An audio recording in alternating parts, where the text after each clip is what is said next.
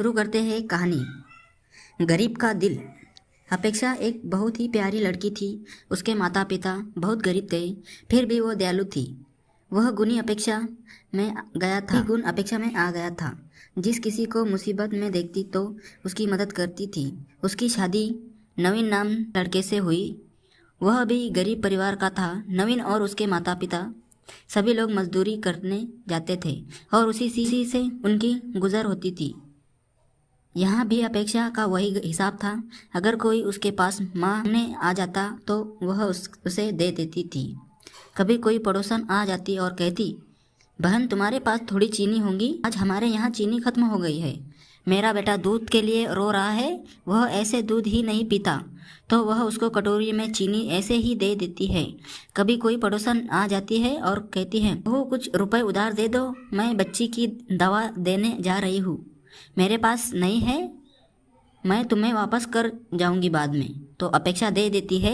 उसकी सास उसे डांटती है। सास क्या कहती है, देखो तुमने क्या धर्मशाला खोल रखा है, हम लोग कौन से अमीर हैं, कोई ना कोई तुमने मांगने चला आता है और तुम उसे दे देते हो। फिर ऐसा होने लगा कि अपेक्षा सबके सामने किसी को कुछ नहीं देती, लेकिन फिर चुपके से देती थी।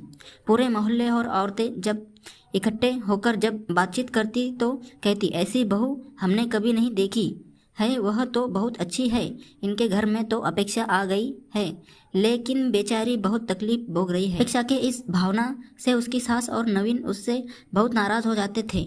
एक बार ऐसा हुआ कि गए वे बाजार में खड़े थे और कोई काम नहीं मिल रहा था। फिर सब लोग लौट आए, सभी को काफ़ी भूख लग रही थी।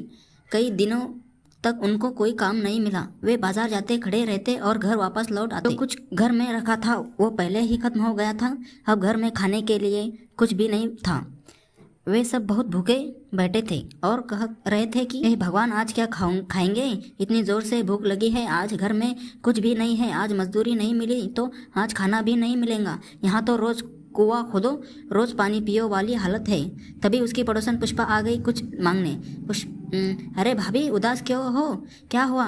अपेक्षा, आज हमारे यहाँ कुछ है ही नहीं इनका। इतना सुनते ही पुष्पा अपने यहाँ गई और दाल चावल और सब्जी ले आई। खाना बना लो, तुमने हमारी बहुत मदद की थी। अपेक्षा ने चूल्हा जलाया, पहले दाल चावल और सब्जी बनाई और रोटियां सेकने लगी। अम्मा जी आइए, खाना खा लीजिए। सब लोग खाना खाने के लिए बैठे ही थे कि बाहर से आवाज़ आई, बूढ़ी औरत, क्या इस गरीब के लिए कुछ है?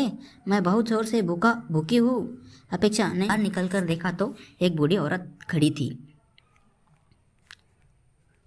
बेटी, बहुत ज़ोर की भूख लगी है, मुझे चक्कर आ रहा है, मुझे से चला नहीं जा रहा, मुझे कुछ खाने के लिए दे दो बेटी। अपेक्षा चक्कर में पड़ गई। खाना तो थोड़ा सा ही है जो इतने लोगों के लिए भी पूरा नहीं है।